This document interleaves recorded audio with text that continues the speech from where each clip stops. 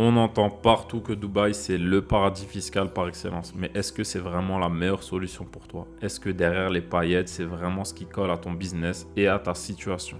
Spoiler alert, pas forcément. Et aujourd'hui, on va décortiquer ça ensemble.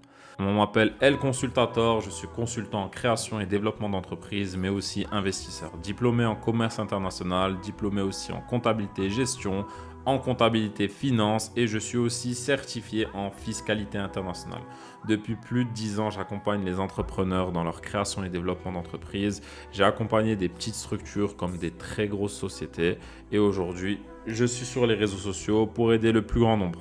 Mon objectif, te simplifier ce qui te paraît compliqué et te faire gagner du temps et de l'argent. Simple, efficace. Avant même de parler de Dubaï, des USA ou d'un autre pays, il y a 3 trucs clés que tu dois vérifier avant de choisir où domicilier ta société. Premier point, est-ce qu'il y a une convention fiscale entre le pays où tu vis physiquement et celui où tu veux créer ta boîte? Parce que si les deux pays échangent des infos, tu pourrais être taxé malgré tout. En point numéro 2, est-ce que le pays est signataire du CRS, Common Reporting Standard? En gros, est-ce qu'il transmet tes infos bancaires à ton pays de résidence? En point numéro 3, est-ce que tu peux faire du business tranquille avec le reste du monde? Ouvrir un compte bancaire sans prise de tête, utiliser Stripe, PayPal, avoir une bonne réputation auprès de tes clients et partenaires.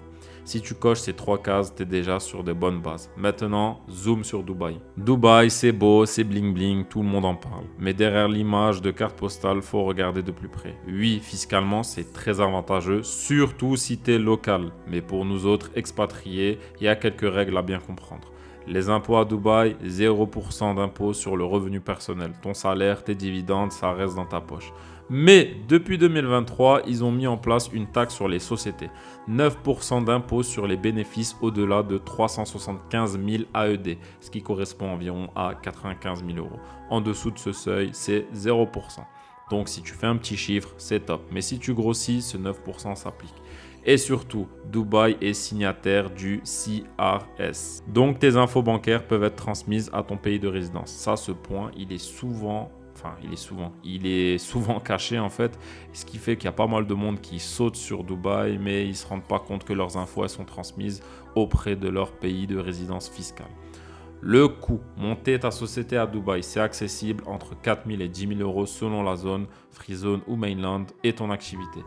Pas gratuit, mais c'est pas aussi cher qu'une solution comme par exemple Andorre, où on parle souvent de prix dépassant les 10 000 euros. Encore en plus, 10 000 euros, je suis gentil. Parce que la dernière fois que j'étais sur un projet qui était lié à Andorre, on parlait plus de 15-20 000 euros.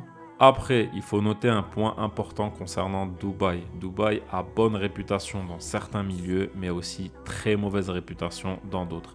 Je vais donner un exemple. Depuis les histoires avec les influenceurs français, plus particulièrement, qui ont arnaqué pas mal de Français, et depuis les gens considèrent Dubaï comme étant la destination des escrocs. Ce qui fait que si toi, demain, tu veux lancer un business tu abordes les particuliers, si tu te présentes comme étant un dirigeant d'une société domiciliée à Dubaï, ça peut te poser quelques problèmes. Et d'ailleurs, petite parenthèse, si ce sujet t'intéresse, sache que j'ai créé une formation complète sur la création de sociétés offshore avec un cas pratique détaillé pour monter ta boîte aux USA et à Dubaï. Je te partage aussi mes contacts de confiance, avocats, comptables, banques pour t'éviter toutes les galères. Tout est dispo dans la description, va checker si tu veux passer à l'action. Maintenant, on va parler des USA. Les USA, c'est moins bling bling, moins médiatisé, mais franchement très puissant. Les États-Unis ne sont pas signataires du CRS, pas d'échange automatique d'infos avec ton pays. Si tu crées une LLC aux USA, tu peux avoir 0% d'impôt sur les revenus générés hors USA, tant que tu n'as pas de présence physique là-bas. Le coût, créer une LLC, c'est pas cher du tout. C'est beaucoup moins cher qu'à Dubaï et encore moins cher que la plupart des solutions qui existent. On parle souvent de solutions à la création entre 500 et 1500 euros. Ça peut varier. Après, ça dépend aussi de ton business. La personne qui va se charger de ta création peut te demander plus ou moins cher selon la complexité de ton projet. En dehors de ça, les frais de maintenance sont vraiment très très faibles. Et ça, quel que soit le business de mon point de vue de consultant, j'ai eu pas mal de projets, des plus gros, des moins gros. Et la plupart du temps, la maintenance, elle coûte vraiment quasiment rien. On parle de 500 euros, voire 1000 euros maximum par année. Niveau réputation, Stripe, PayPal est accepté lorsque tu as une société aux États-Unis. Les États-Unis sont vraiment appréciés de toutes les solutions bancaires. Lorsque tu as une société aux États-Unis, la plupart des options sont ouvertes à toi. Une LLC aux US, ça t'ouvre pas mal de portes pour bosser à l'international aussi, sans galère, parce que les États-Unis, c'est le pays qui est considéré comme étant le plus puissant au monde.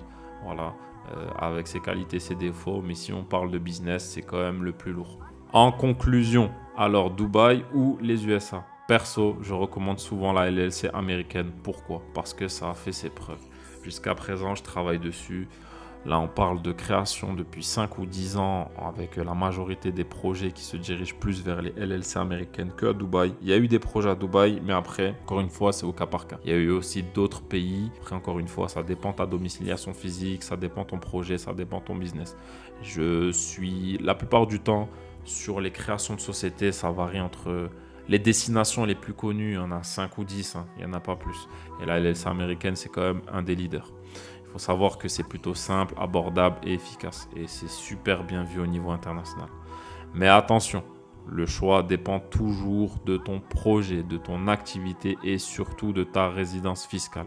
Chaque cas est unique. Ce que je te partage là, c'est une base de réflexion. Mais derrière, il faut souvent un accompagnement sur mesure pour éviter les pièges. Si tu as des questions sur ta situation, pose-les en commentaire ou contacte-moi directement. Et surtout, si tu veux aller plus loin, pense à regarder la formation complète dans la description. Je t'explique tout de A à Z avec des cas concrets et mes contacts perso. À très vite.